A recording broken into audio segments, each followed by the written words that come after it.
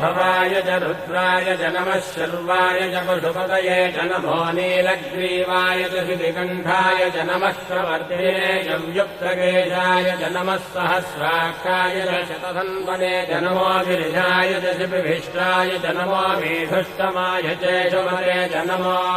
ह्रस्वाय च वामनाय च नमो बृहते च वर्षीयसे च नमो वृद्धाय च संवृद्धने च नमो अग्र्याय च प्रथमाय च नम आशवे च जिगाय च नमः शीघ्रियाय च शीघ्राय च नम ऊन्याय च वस्त्रन्याय च नमः स्रोतस्याय च द्वीत्याय च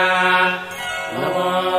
ज्येष्ठाय च कनिष्ठाय च नमः पूर्वजाय च परजाय च नमो मध्यमाय च वकल्भाय च नमो जघन्याय च बुद्धियाय च नमः श्रोभ्याय च प्रतिशल्याय च नमो याम्याय च क्षेम्याय च नमो उर्भज्याय च